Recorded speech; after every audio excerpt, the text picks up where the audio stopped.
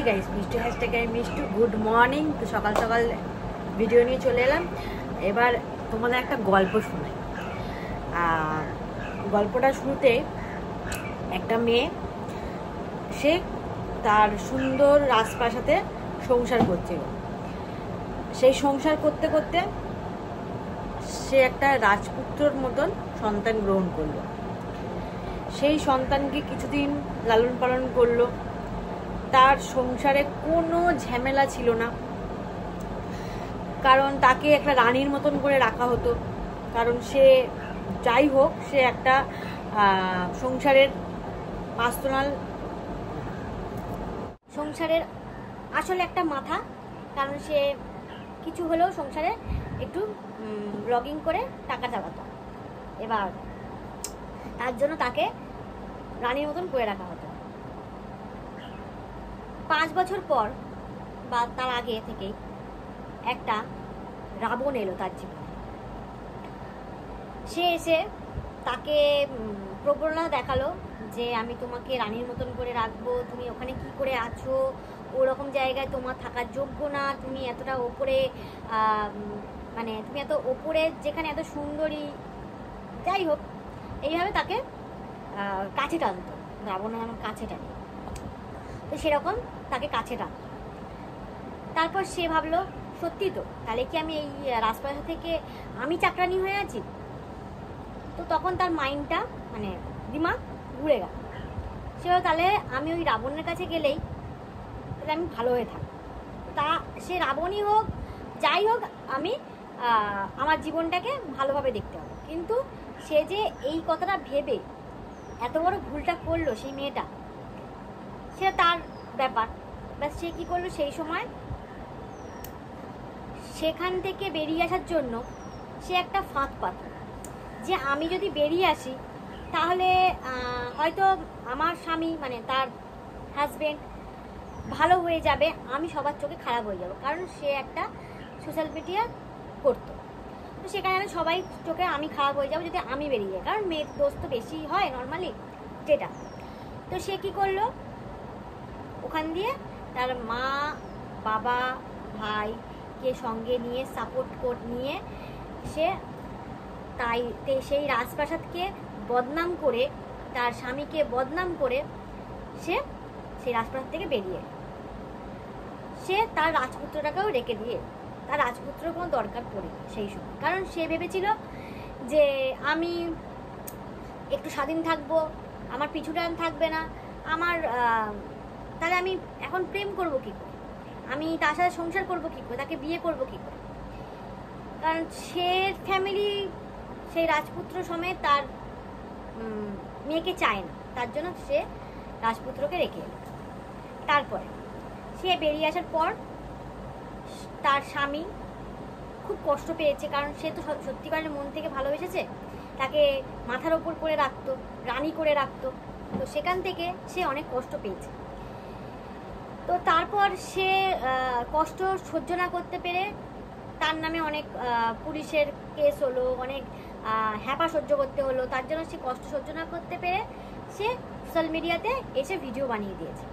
কারণ আমি বলবো সে হয়তো ভালো করেছে এই ভিডিওটা বানিয়ে, না হলে এরপরে যদি সেই মেয়েটা মানে এখন ডাইনি, সে যদি আরও বানিয়ে ভিডিওটা বানাতো তাহলে হয়তো এখনও মানে যতটা বিশ্বাস করছিল সন্দীপদাকে, হয়তো তারপর সেটার বিশ্বাস থাকতো না, তারপরে এগেনস্টে সবাই চলে যেত বা কেউ তার বিশ্বাস মানে তার বিশ্বাসই করতে পারতো না। কারণ মেয়ে আগে যদি ভিডিও করে ফেলতো, তো সেটা না করে মানে যে তার হাজব্যান্ড সে ভিডিও করেছে। তো তারপরে সে একটা নাটকের ভিডিও বানালো, ফেক স্যাড দেখিয়ে একটা ভিডিও বানানোর পর তাকে কীভাবে খারাপ করতে চায়, তার ফ্যামিলিকে কী করে খারাপ করতে চায় সেরকম একটা ভিডিও করলো। করার পর সে একটা সম্পর্কে ঢুকে গেল রাবণের সাথে, যে রাবণ এসছে। তো রাবণের সাথে সম্পর্ক ভালো করে শুরু হলো।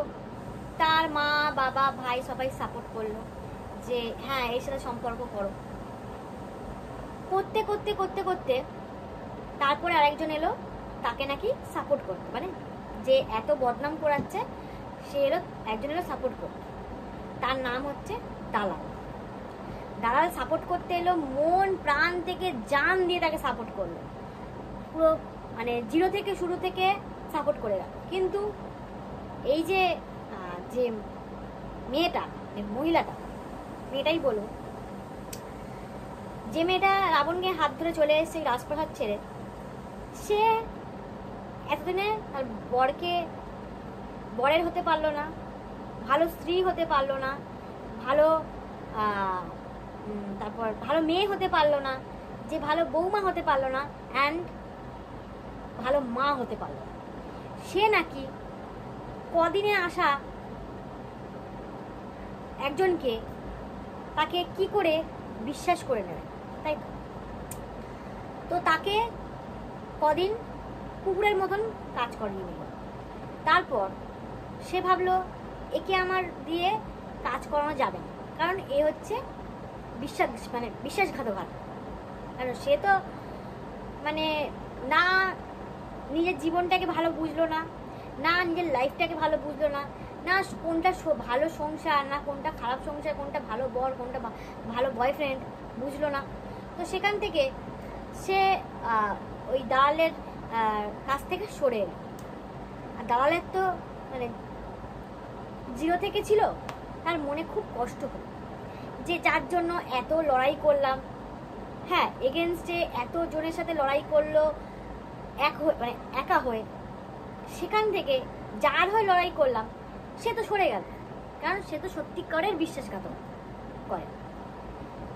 তার জন্য তার খুব কষ্ট হচ্ছে যে যাকে এত ভালোবেসে এত পাশে থেকে বিশ্বাস করে তার হাত ধরে আমি তাকে নিয়ে সাপোর্ট নিয়ে একটা মানে সবার এগেনস্টে ছিলাম, সেই লাস্টে আমাকে ধোকা দিল। কারণ সে বুঝতেই পারেনি যে এই মেয়েটা মানে আমাদের গামলা, মানে তার গামলার যে হিসিটা শুনছিলেন, এই গামলা এরকমই বিশ্বাসঘাতকতা মেয়ে, যে কাউকে পাত্তা দেয় না, নিজের মাকে না, নিজের বাবাকে না, নিজের ভাইকে না, নিজের ঠাকুমাকে না, অ্যান্ড হাজবেন্ড আর বাচ্চাকে না, কাউকে সে মানে মন থেকে ভালোবাসে না। তো সেখান থেকে তার খুব কষ্ট লাগলো দালালের, যে আমি যার জন্য এত কিছু করলাম সেই পিছনে লাথিটা মারল। স্বাভাবিক ব্যাপার, যাকে আমি বিশ্বাস করে সর্বোচ্চ দিয়ে তার জন্য লড়াই করব, তারপর যদি আমি দেখি আমার পেছনে তার নিন্দে, মানে আমার নিন্দে তার পিছনে অন্য কাউকে করছে, এটা তো স্বাভাবিক, তোমাদেরও অনেক কষ্ট হবে, পারিবারিক ফ্যামিলিতেও অনেক কষ্ট হয়। তো সেই কষ্টটা হয়েছে। এবার আমি দালালকে বলি যে যখন কাউকে বিশ্বাস করতে হয়, যখন যার জন্য লড়তে হয়, তার একবার ব্যাকগ্রাউন্ডটা চেক করে নিতে হয়, সে কিরকম টাইপের মেয়ে, সত্যি কি সত্য পথে আছে নাকি মানে ওকে ছড়ির দোগলা। তুই তো দোগলাবাজি, কারণ তুই যার ফ্যামিলি ঢুকে যাস, তার ব্যাপারটা যখন কিছু পাস না, কিছু হয় না, তখন তুই পিছনে এসে তাদের নামে নিন্দে করিস। কারণ এই ম্যান্ডির ব্যাপারে সেটা হয়েছে। আর ম্যান্ডির সাথে হয়তো গামলার সম্পর্ক আছে, সে হয়তো তাকে পরামর্শ দিতেই পারে, এটা আমি মন থেকে বলছি, আমি জানি না এটা কতটা সত্যি। কারণ সে হয়তো বলেছে তুই যাই কর ওই দালালকে ধরিস না, কারণ ও তোর লাইফের ব্যাপারে সব জানবে, পরবর্তীকালে ওগলাবে। এখন যে ওগলাচ্ছে, এই যে আস্তে আস্তে যতটা জানে না বলে ওগলাতে পারিনি, কিন্তু অল্প হলেও ওগলাচ্ছে, সেরকমই ও তার জন্য সরে গেছে, করে অন্য কাউকে বলেছে যে সে তার মুখ দিয়ে তার ভিডিও নিয়ে ভিউজ কামাচ্ছে, মানে ওই কাঁঠাল ভাঙাটা বলেছে। তো সেখান থেকে কালকে আমি দালালের ভিডিওটা দেখলাম, তখন মনে হচ্ছিল যে সত্যি পথে থাকলে কোনোদিন তার হার হয় না, আর মিথ্যে পথে থাকলে তার পরিণতি এরকম টাইপেরই হয়। যখন এই চশমার দোকানের চাকরের লাইফে উঠেছিল সে, তখনই ভেবেছিলাম মানে এই জোড়া বেশি দিনের না, এটার ভাঙন অনিবার্য। কারণ এ কোনোদিন কারোর কারোর কিছুতে সহ্য হয় না।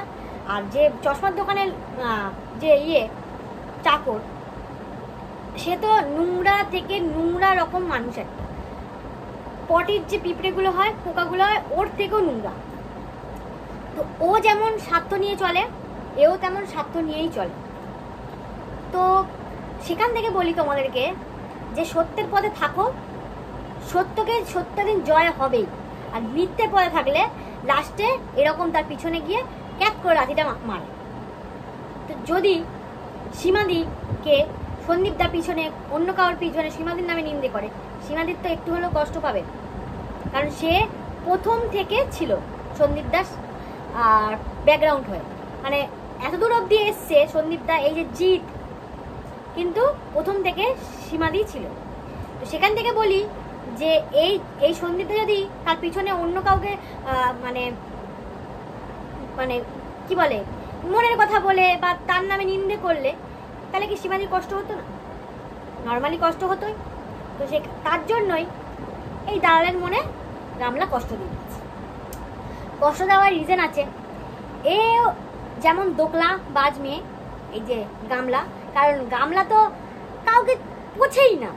মানে ওর মার ব্লগে আমি দেখলাম ওর মা যে কথা বলে, চোখ পোক ঘোরায়, রিলস দেখি, মানে মা করছে আমার দয়ায়, মানে এরকম, মানে আমি আছি বলে সব খেতে পাচ্ছে, এরকম টাইপের মনোবৃত্ত।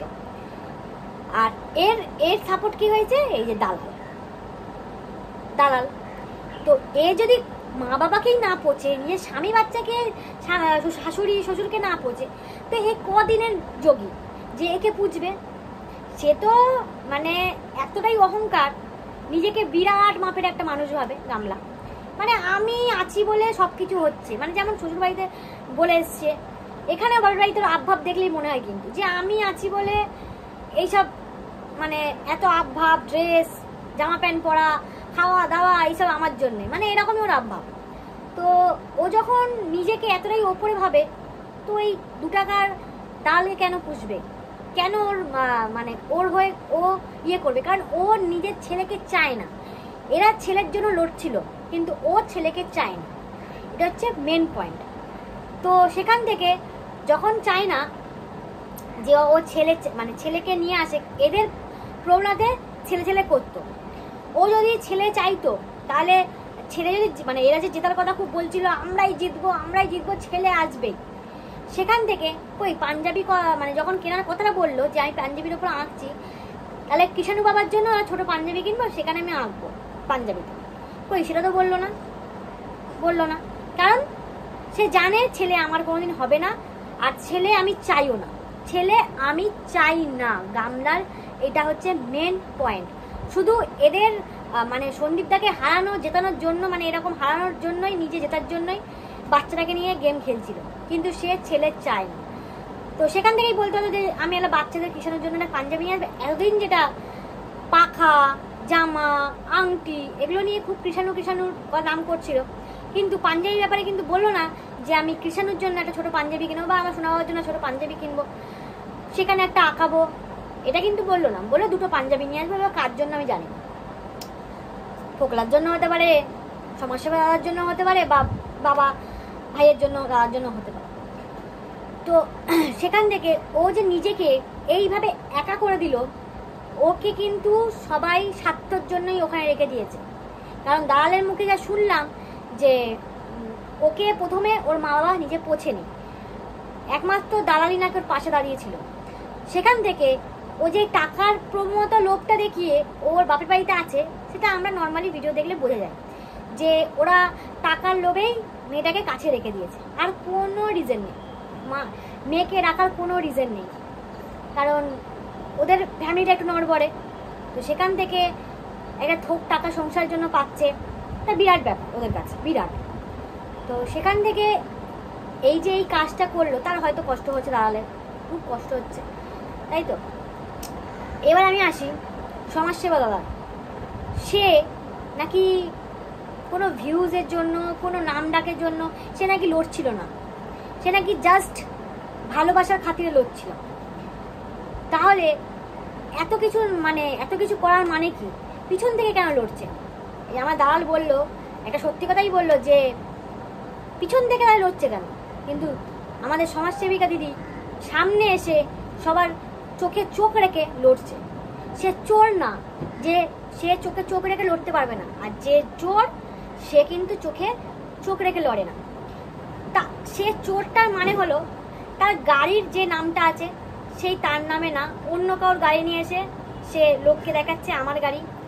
সে একটা কোম্পানিতে জব করতো, সেই কোম্পানির নাম হচ্ছে অন্য, অ্যান্ড যে নামে এখনো সমাজসেবা চালাচ্ছে সেই নামটা অন্য। কারণ এই তিনটে নামে ও আরও হয়তো ভুয়ো নাম নিয়ে চালায়। কারণ সে চোর, চোরদের নাম সবসময় চেঞ্জ করে, দেখবে।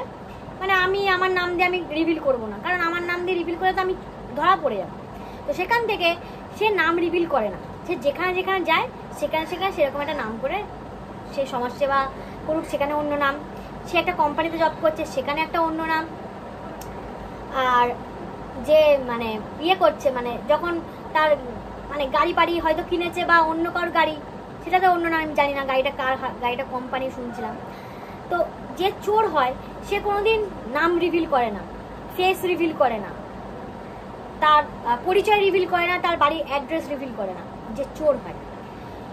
তো সেখান থেকে একে আমি চোর ছাড়া কিচ্ছু বলবো না, তাই তো। আর সমাজসেবিকা দিদি যেমন নিজের মুখ দিয়ে, নিজের চোখে চোখ মিলিয়ে, নিজের ভিডিওতে, নিজের না কোনো ব্লগ চ্যানেল আছে, না কোনো ভিডিওর মানে ইউটিউবে ভিডিও করে, বা না কোনো চ্যানেল আছে, সেখান থেকে সে যেমনই হোক তাকে সবাইকে মিলে, কোর্টের লোক, পুলিশের লোক, সবার সাথে মিশে কাজটা করছে।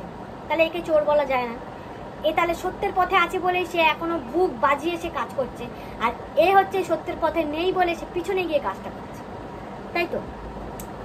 তাহলে কে জিতুক বা না জিতুক সেটা তো বড় কথা না, কিন্তু সত্য তো জিত হয়, এটা আমরা একদিন ছিলাম বলে আমরা জানি সে সত্যের জিত হবেই। আমরা মন থেকে চাইতাম যে কৃষাণু নিজের বাড়ি থাকুক।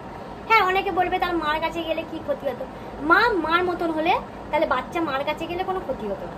কিন্তু সে তো বেশি দিনের জন্য মোহর জিনিস রাখে না, মানে কাউকে বেশি দিনের জন্য রাখতে চায় না। ছেলেকে যদি বেশি দিনের না রেখে যদি ফেলে দেয় তখন কি করবে তোমরা? ছেলে নিজের বাড়িতে আছে, নিজের জায়গা, নিজের অধিকার, নিজের সম্পত্তি, সেই জায়গাটা থেকে সে যদি মানুষ হয় তার অধিকার ফলানোর বেশিক্ষণ লাগবে না। কিন্তু সে যদি তার মার কাছে যায়, কবে তার বাড়ি বানাবে, কবে তার জমি কিনবে, কবে তার গাড়ি কিনবে, ওইটা অনেক দিনের ব্যাপার। কিন্তু এখন না থাকতে হবে কৃষাণুকে, নয় মামার বাড়ি, নয় ফোগলার বাড়ি। ফোগলা বাড়িটা যদি ফোগলা চায়, তার ফ্যামিলি যদি চায় তাহলে থাকতে পারবে, নাহলে মামার বাড়িতে। তো সেখান থেকে তার মামার বাড়ি থাকলে তোমরা বুঝতেই পারছো সেই রকম ভালোবাসা পাবে না। কারণ ঠাকুমা থাকবে রিলস করতে, এই রিলস বলছি লুডো খেলতে, মা থাকবে রিলস করতে, তার ঠাকুমা মানে ও গামলার ঠাকুমা আর ওর কৃষাণ ঠাকুমা দুজনেই রিলস লুডো খেলতে ব্যস্ত। বাচ্চাটাকে সেই রকম ভাবে মানে উঁচু করবে কি করে, বাচ্চাটাকে বড় করবে কি করে, ভালো মানুষ করবে কি করে, সেই সব ওরা খাটবে না ওইটুকু বাঁচার জন্য। যখন নিজের ঘরে ছেলে আসবে, ছেলে হবে, মেয়ে হবে, তখন তার উপর মায়াটা বেশি থাকবে। বোঝাতে পারলাম? তার জন্য আজকে আমার কালকে ভিডিও দেখে খুব কষ্ট হয়েছে, মনে খুব কষ্ট দিয়েছে। ওই জন্য বলি যে সত্যের পথে থাক, তাহলে একটু হয় না জিতটা হতো, তাই তো। মানে এরকম লাঠিটা খেতে হতো না সবার কাছে। যেমন চশমাল দোকানের যে কর্মচারী, সে তো মানে নোংরা থেকে নোংরাতম একটা লোক। আমি ওর লাইভ দেখি না, মানে একদম জঘন্যকর লাগে আমার ওকে, যে মানে কিভাবে মানুষকে মলেস্ট করতে পারে, মেয়েদেরকে সে মুখ থেকে রেপ করতে পারে, তার আর কিছু বলার নেই। তার স্ত্রী থেকে কিছু করতে পারলো না, তার স্বামীকে মানুষ করতে পারলো না, তাহলে সেই রকম স্ত্রী না থাকাই ভালো। স্ত্রী না থাকা সত্যি ঠিক আছে। তাই জন্য বলি যে কাউকে না চোখ বন্ধ করে বিশ্বাস করে লড়া উচিত। তার ব্যাকগ্রাউন্ড চেক করি, সে কিরকম। সবাই যখন বলছে সে খারাপ, হয়তো সে খারাপ। ম্যান্ডির ব্যাপারে যেমন চোখ বন্ধ করে সে বিশ্বাস করলো, ম্যান্ডি লাঠিটা মারলো, তখন ও কি করলো, পিছনে গিয়ে তার নামে ঝুরঝুরি নিন্দে বললো, তার ব্যাপারে সব বললো। সেই তার জন্যই গামলা হয়তো সতর্ক হয়ে গেছিল যে একে বললে হয়তো পরবর্তীকালে আমি একে বুঝবো না, তো আমার পার্সোনাল ব্যাপারে যদি একে বলি এসব ব্যাপারে সব বলে দেবে, কারণ আমি তখন ছোট হব। সেখান থেকে এই মেয়ে গামলা কারোর কোনোদিন ভালোবাসা পাবেও না, ও নিতে চায়ও না, ও কারোর ভালোবাসা নিতেও চায় না, কারোর কথা সহ্য করতে পারে না, এরকম। তো সেখানে গামলা কালকে ভিডিওতে বলল যে নাইটি নিয়ে কথা, নাইটি নিয়ে কার কি মন্তব্য আমি বুঝি না, কার কি ব্যাপার আমি বুঝি না, হয়তো ব্লগিং করে নাইটি পরতেই পারি, বড় বড় ব্লগার নাইটি পরতেই পারে, এটা কোনো না। সেই নাইটিটা সভ্য কিনা, যে একটা তুমি একটা সোশ্যাল মিডিয়ার প্ল্যাটফর্মে কাজ করছো, এটাকে কাজ করাই বলে, যদি তুমি দৈনন্দিন জীবন ভিডিও দেখাও, কিন্তু তুমি এটা কাজ করছো, মাইনে পাচ্ছ, মাসের মাইনে। তো সেখানে আমি যখন শুধু গামলা বলেই বলছি না, অনেকের ব্লগারকে দেখি আমি, অনেকে ভিডিও বানায় নাইটি পরে, ভেতরে কোনো ইনার পরে না, সায়া পরে না, চোখে খুব মানে বাজে লাগে দেখতে, হয়তো পুরোটা ঢাকা কিন্তু সানলাইটে ভেতরে দেখবে সবকিছু দেখা যায়। আমি অনেক ভিডিও দেখেছি এরকম, যে সানলাইটের যে লাইটের উল্টো দিকে দাঁড়িয়ে থাকে না, মোটামুটি সব ভেতরে সবকিছু দেখা যায়, কিছু পরে না, এগুলো না চোখে লাগে।